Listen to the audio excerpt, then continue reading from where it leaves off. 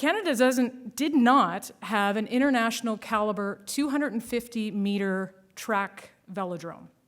There was one in 1976. It was torn down, I believe, in the late 80s.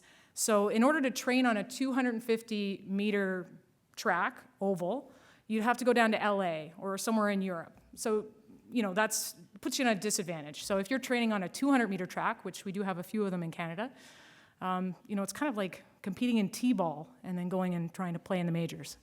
That's essentially what our athletes have had to do. Now, to talk about the venue and its impact on Milton, I think it might still be the fastest growing municipality in Canada.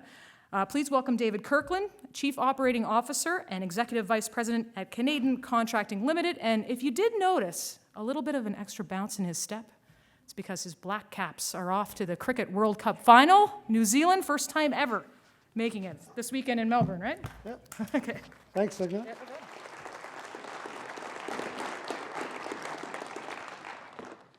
So Signa did catch a little bit of my thunder there.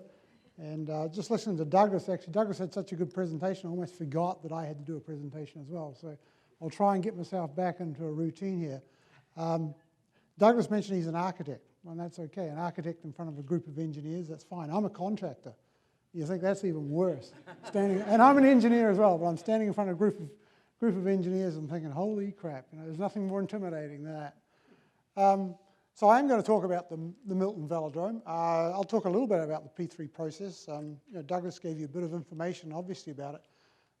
We were part of a consortium, so we were at the Project Co level. As you look at all those arrows that are coming down to the bottom, that's basically where we ended up. So we were one of 3 proponents submitting for this particular facility and a couple of others as well. But there's pros and cons to the P3 process, but certainly in this case, the emphasis on the schedule and guaranteed cost, I think, was very important for the province. And facilities such as what have been built for the Pan Am Games and Olympic facilities historically certainly can be subject to schedule and cost overruns. So I think the entire community around the Greater Toronto Area and Southern Ontario should be very proud of the fact that the facilities are, in fact, all going to be ready in time for the Games. The velodrome is actually, again, Signy, you mentioned Rick Mercer was there a few weeks ago. I don't know whether you guys saw the clip on Rick Mercer. It was one of my favorite shows, and he's a game guy because when I first got introduced to this concept of track cycling, and I'm a road cyclist, so I enjoy road cycling. I looked at track cycles and I thought, there's something wrong with this. You've got no brake. In fact, you've got no gears, and you can't freewheel. So how the hell do you ride these things? Anyway, so I got introduced to it at the track, and I realized at first, at my age, there was no way I'm getting on one of these bikes. I'll stick to the road, thank you very much. So when I saw Rick Mercer actually riding around, I think with Steve Bauer on the track, I thought, man, you are one heck of a guy for doing that. And he seemed to survive without actually having any accidents. But for those of you who don't know, the bikes are truly, they're an invention where they're one gear, direct drive, there's no brake. And so if you want to stop, which sometimes you do want to stop, you actually have to keep pedaling and use the track itself as a means of slowing down to a point where you can safely dismount from the bike. And at that point, I would have said, it's not for me. Anyway, I think for Cycling Canada, certainly it's a great facility because, as Signy mentioned, there's only one other facility similar to that in North America, and that's in the Los Angeles area. And so it's very exciting for this community because this is now their headquarters for Cycling Canada. They have a facility which they truly can use for international training and international events. And even for, it's interesting as a legacy event or a legacy location, I know a lot of cyclists in the Toronto area are actually really keen to try out the facility because as general public, you can ride this track. You go in there, you pay a fee. You can join a club or you can go and pay a fee. You go through a bit of a training exercise. You can rent the bike and you can knock yourself out. And but it's really good for encouraging a different type of sport because track cycling is totally different than road cycling, that's for sure. And again, not having really known a lot about track cycling before we started building this facility, but having watched a bit of it since then, I think it actually is going to be one of the sports in the Pan Am Games, which is actually pretty exciting. You do need to understand not the techniques, but the strategy behind the riding, but it's a very entertaining sport to actually watch because of that. Anyway, enough on, I guess, the type of event itself, and I'm just going to talk a little bit about the build side of this facility and try and introduce some of the technologies that contractors, ourselves and other contractors, typically employ widely in construction projects now, and nothing's unique. You guys are engineers or architects, you know, CAD, laser point scanning, that sort of technology, Revit, you know, it's very common in the industry, but as contractors, you know, we may be a little slow at times, but eventually we look at technologies and we go, oh yeah, I think we could actually probably use that. And then what we do is we take it, and I'm proud of the fact that as contractors, we take it and we advance it a bit further. So we use technology these days really to help us manage and develop construction schedules, manage and deal with conflicts, coordination of drawings, a whole myriad of issues that, you know, we've grasped on the different technologies that you guys would use, you know, those of you in the design community certainly would use for the design process. So anyway, just a little bit about, I can work this, I'll keep talking, but that's the facility itself. As you say, it was fairly cold a few weeks ago, but the facility is up and running now. Part of the P3, if I get back to the P3, is as a proponent, we have to sell our proposal. It's not just cost-driven, it's also technical. It's based on our proposal as a complete package, so it's part cost, part technical, and part past experience. So one of the things we had to do, we were part of the consortium, we were just a minority partner in the consortium, but part of the sell part of the job was to really demonstrate to Infrastructure Ontario what sort of a product they would be getting at the end of it. So if I can run this video, it just gives you a bit of an indication of, I got it. This is the type of cell that we did beforehand. So this is concept more at the time of putting the original proposal together. And it's interesting to later on see, in fact, that not a lot changed through the design, development, and the construction process. The intent of this facility is again to maintain a legacy mode, and clearly when you think of a velodrome, you know, you think, well, what else can it be used for? And it is difficult to create a legacy mode that the town of Milton, in this case, can use, which goes beyond the cycling scope. So as later on you'll see, part of this process is to create an infield, to create a facility which can be used for a public gymnasium, for basketball events, volleyball, badminton. There's an interior running track, and just generally community access and use as well. So it was a very important part of all of the PanAm facilities, as Douglas mentioned, to try and create a good, strong legacy use. Anyway, I'll run through this video, but it's part of it. I just wanted to show you too is that for the legacy, we had to create access to the interior of the track, and obviously you're not going to clamber over a cycling track to get to the basketball courts or the badminton courts. So all of the access is through central corridors and tunnels underneath the facility, leading out to the central area. So the track is around the perimeter, but the area in the middle there is the legacy use where we've created basketball courts, badminton, volleyball, and potential for using it for a movie theatre. I'm not sure whether they're going to or not, but it could be BMX. We had this vision that maybe they could actually use it for BMX bike events as well.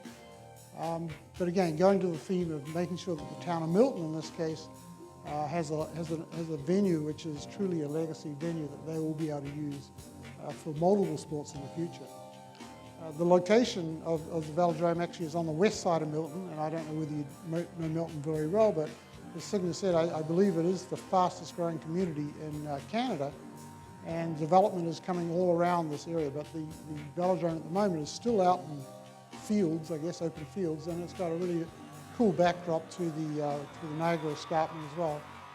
Eventually, I believe the town intends to use this more as an educational centre, so the likes of Laurier University is planning a small campus there, and other facilities which go more to the educational approach.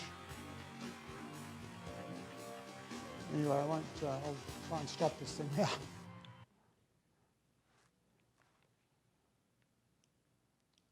So just moving on, we mentioned before the cycling community is really excited about this. Well, Kurt Harnett, most of you remember him as being an Olympic medalist. Kurt and Steve Bauer were the first to actually use this facility while we were still constructing it. We had the track completed, the rest of the building was still in construction. They came in their hard hats, and then we allowed them to actually run their bikes around the track, not in their hard hats, but in their cycling helmets, because we felt they'd be pretty safe. But they were really excited about the fact that this facility is now available within Canada. I think the difference between Kurt and Steve is that Kurt has hair, Steve has nothing. Just some of the sponsors involved. You see the 2015 Town of Milton and Infrastructure Ontario, and others involved in the design and the construction of the facility. Have to give up some credits.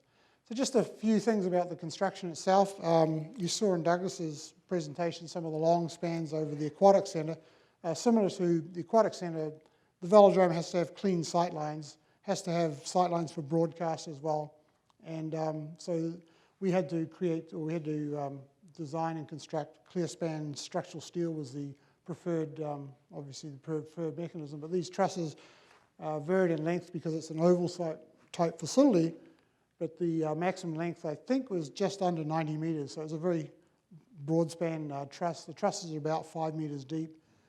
They were actually fabricated in 3 sections and then bolted together on site, lifted in one lift with a couple of 100-ton crawlers.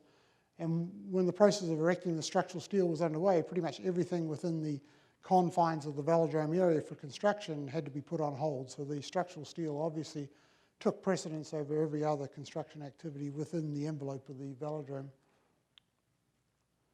Again, just a cross-section. You see if you're looking at the occupied spaces on the east side is the mechanical electrical areas. And what was interesting about the mechanical systems was everything was located within the building. Nothing, apart from a couple of condensing units, nothing was actually outside. Everything was within.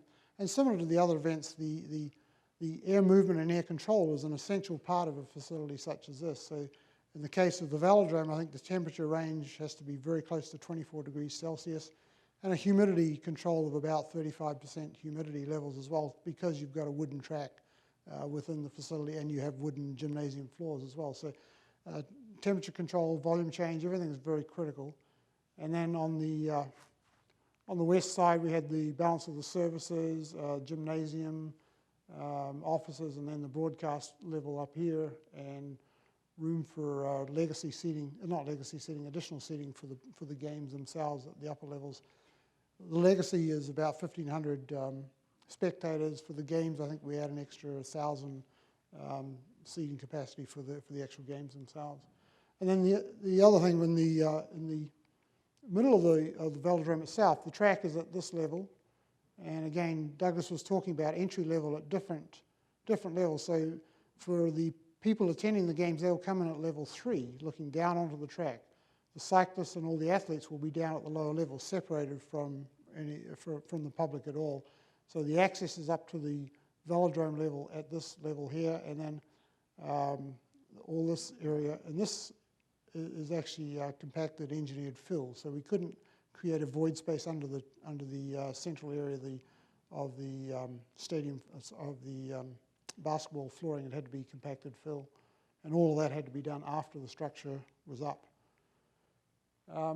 Another use that we have for ourselves as a contractor is the building information modelling. And clearly we take documents which are given to us by the consulting industry, hopefully in an electronic format. We can create them in electronic format if we have to, but this job in particular was done on Revit, so it was already done as a 3D model. We then take that information to help us with preparing logistic diagrams, with preparing sequence of construction, with looking for clash detection particularly with the mechanical, electrical, and plumbing systems.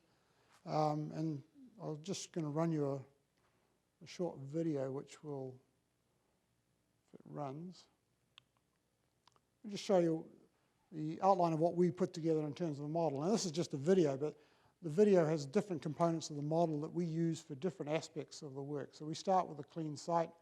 All of the foundations are founded on unshrinkable fill.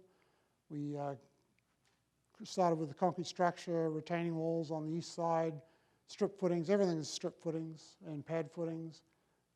Concrete work and structural steel starts to be erected. trusses dropped on. Everything looks so easy, I know, but it's not quite that easy. And being a contractor, we don't quite do it in the sequence that we say we're going to do it either. So it didn't necessarily go in exactly the same sequence, but I think you get the picture. But for us, it's very important because we can dimensionalize everything. We can take those drawings and we can prepare shop drawings. The structural steel shop drawings were all prepared from the Revit models. Very critical because of the dimensioning on the structure itself. The girts around the perimeter were all radiused. They weren't just straight sections, so with the radius sections we had to determine through the model. On the inside, then once the structure was up, then we started work on the infield. So we had the concrete work on the infield. We had the backfilling, as I say, to bring the infield up to grade level. The track itself is built on structural steel beams, steel decking, and concrete decks, so everything is elevated at that section, but the infield is all in grade. You can see the access tunnels, one at either end for the athletes to get out into the center field. And it's kind of, say, we use different components of the model for different reasons on the construction. Sometimes sequencing, sometimes for coordination of different trades. But pretty much everything on this job was modeled. In fact, not pretty much everything on the job was modeled. You see the track slab going in, and then we start looking at the bleachers, the structure, and all this work was completed after the main structure was installed. You know, the roof is not shown as being on at the moment, but because you see that nice shadow moving across, that's the roof. In actual fact, the roof was enclosed well before the interior structure was completed. On the outside, we had extra retaining walls because we had to build the east side of the facility up to the level 3 entranceway. Remember to keep the public away from the athletes, so everyone's entering from this area here. So we had to build additional retaining walls because of the additional surcharge on the main building retaining. And so everything comes up. And so that was the structure. So we had a pretty good understanding now of what the structure would look like. Then we had to turn our attention to the MEP systems. Again, there's a lot of air in this building, a lot of ventilation systems. So with our subcontractors, we had to model all of the mechanical, electrical, sprinkler systems to ensure that we minimize clash detection. Now, I would like to say we didn't have any clash, but that's pretty unrealistic. So we had a little bit of clash. I'd like to say probably 90% of it we avoided. But this is sort of an example of what most contractors are doing now, utilizing the technology that the consulting community are already utilizing, but we're using it for our own purposes to really maximize our efficiency in construction, to minimize rework, and also to assist the consulting community well in terms of coordination of drawings and different facility, different fixtures. So you see the mechanical systems are going in. Again, not necessarily in this sequence, but we know they're all there. And then we turned our attention to the partitioning within the building. Now, the partitioning, I shouldn't say we turned our attention to it at that point. We included the partitioning because, again, it's part of our clash detection with services, and sometimes different building components, different fabrics clash in the drawing. So you want to make sure you've got a drywall where it's supposed to be drywall and not block wall, silly little things like that. And the exterior cladding system, which Douglas already mentioned. Oops, I'll skip over the rest of it. Anyway, so I think you get the picture. Basically, the building structure and the fabric were all modeled so that we could really, as a contractor and working with our designers as well, deal with issues before they became construction issues as much as possible. Just a few shots of the actual completed or through the building construction process. The acoustics are very important in this building, as indeed they are in the aquatic facilities as well. Nothing magical about how we approached it. The ceiling, the acoustical ceiling is basically a steel pan, acoustical steel pan. There's acoustic panels mounted on the walls all around. All suspended slabs had acoustical treatment, whether it be a sprayed treatment or whether it be a double drywall treatment. All with the intent of keeping the sound, the STC ratings down between 45 and 65 dBA, depending on where you are in the facility. But it's interesting, if you do have the opportunity to go into the facility, you'll find it's a very hushed environment, so that you can quite easily hear someone quietly talking on the other side. And it's kind of an eerie feeling almost. If there's nobody in the building, it's very eerie. But the intent is to keep the sound noise down so you're really not distracting the athletes on the track.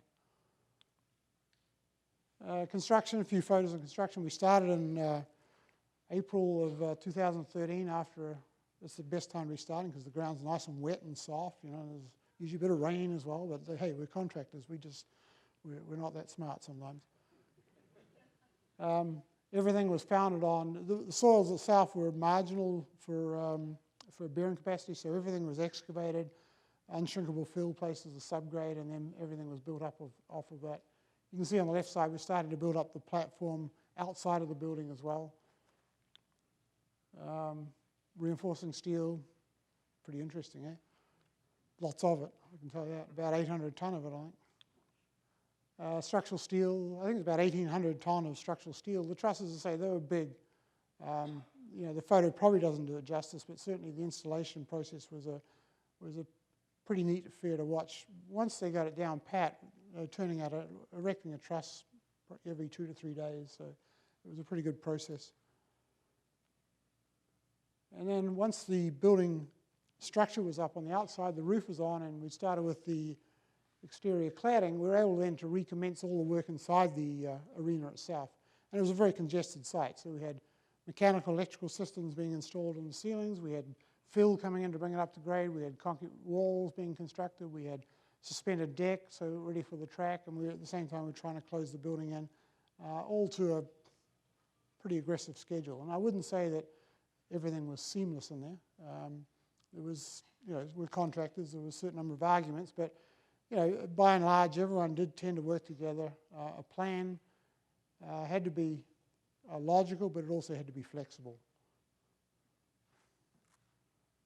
And close to the end, you see we're now pouring the slab on grade for the infield, and we're bringing in we brought in the timber now for the actual track itself. And I'll talk about the track. Actually, I'll talk about it right now. Track itself was probably the most interesting part of the facility. The wood itself is Siberian spruce, and it was harvested, I think, late in the year 2012. So that was one of the first things we had to do, was actually order the wood. Just as soon as we got the contract, we were on to the supplier for the wood, because it had to be harvested, cured over a period of time, and then pre-cut and pre-assembled in certain sections so that they had adequate time so they'd be ready for our construction schedule.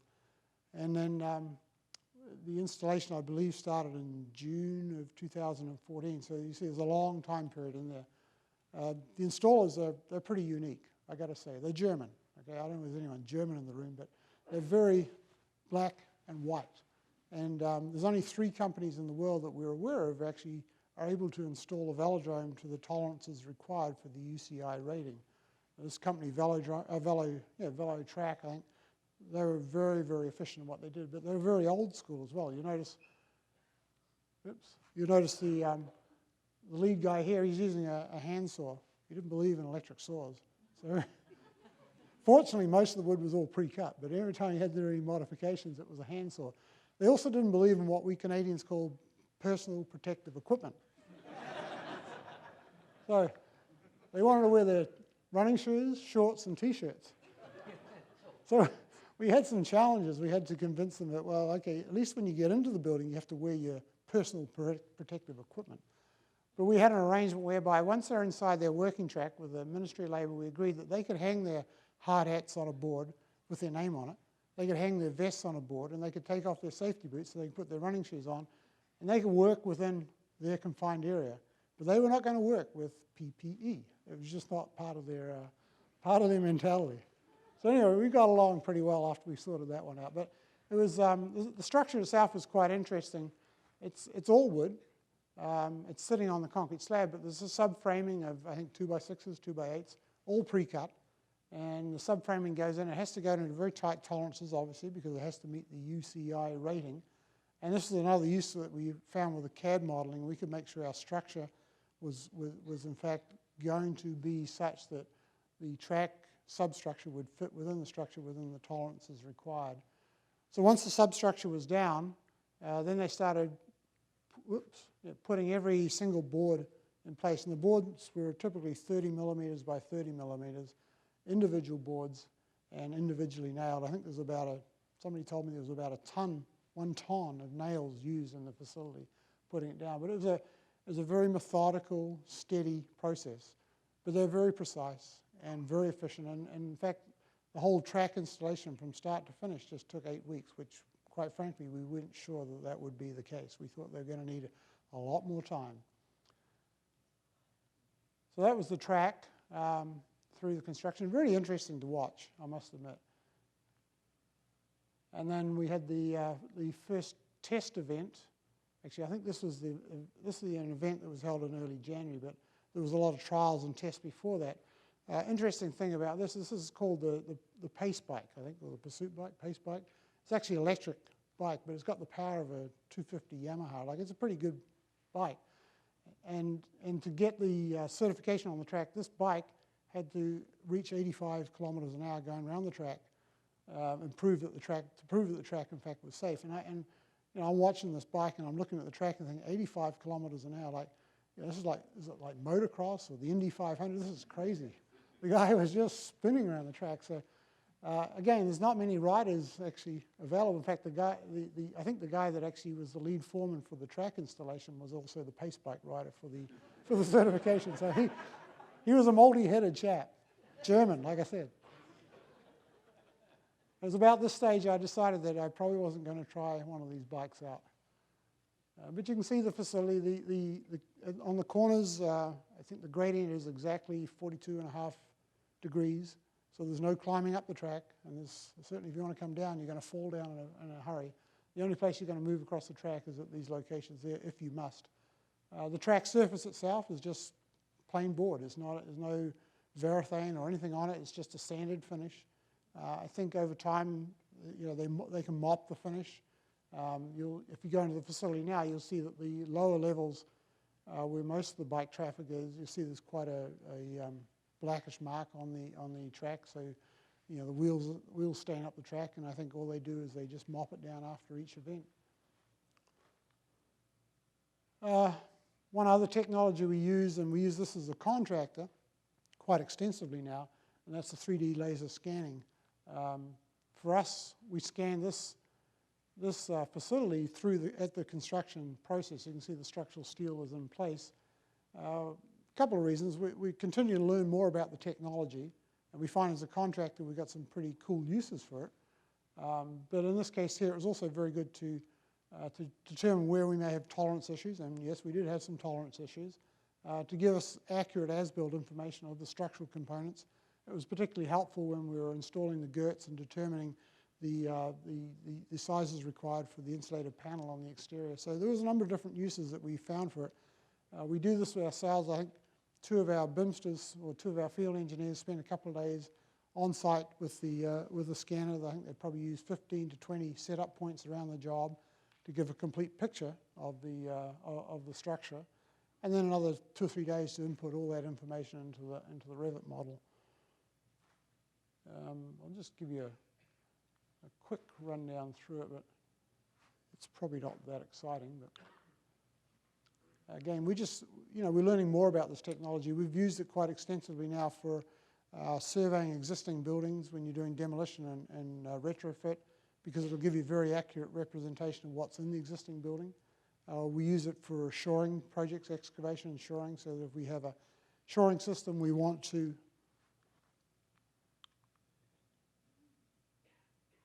determine exactly the coordinates of the shoring, so we know exactly whether we have any interferences from shoring into the excavation, how much concrete we may need to pour if we're pouring concrete up against shoring. So we're finding a multitude of uses, and the more we practice and play with it, you know, the more we'll find that we can use this technology. Obviously, it's very coarse when you look at it like this, but the information is all embedded in the model, and it picks up everything that moves. I mean, you've got excavators there, you've got people there, so whatever's standing in the way at the time of doing the scan, it'll pick you up. That's not to say that we're going to put you into our model at the end of the day, but it's very useful for when we're doing the as-built structural information. You know, I won't bore you anymore with the technology, but just finally, it is, as Douglas alluded to, all the facilities, I believe, are LEED or designated for LEED Silver, so nothing particularly special about it. You know, the usual things about stormwater management and control. this building, it's a uni-slope roof, which is not a lead requirement, but it's a structural, well, it's an interesting way of controlling the drainage, but it's a TPO membrane on the roof, so it's a heat island, I believe. The hard surfaces around the facility itself are stained asphalt, stained concrete, so that we get more of the heat island effect as well.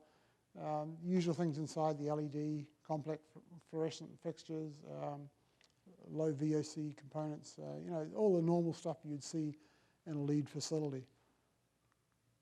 And then just finally, oh, by the way, if you haven't seen the Rick Mercer clip, you should see it. It's on cbc.ca, and it's really entertaining. So I was very impressed with Rick Mercer, actually getting a bike and riding around this facility. Interestingly enough, when the athletes are actually riding, the woman will ride up to about 64, 65 kilometers an hour. This is the woman, and the men will get to 68, 69 kilometers an hour. So if you can visualize that around a 250-meter track, that's really flying. It's pretty scary stuff. So I'm not going to show this now because we're probably going to run out of time, but this is just a video if you wanted to see it on YouTube. It was one of the first rides that I believe Steve Bauer did on the track, and he's just got the GoPro head cam, and it's kind of interesting to see how they actually get themselves in a position, how they get higher on the banks, and how they get back down lower again. And for the first lap, probably, he's wobbling. Like it's difficult to get up to speed because you've got no gears. You've got one direct drive, and it's a slow, tedious process to get up to speed. So it's kind of interesting to watch that if you are at all interested. And that, I believe, is all that I have. Thank you. Which is the button? That's underneath.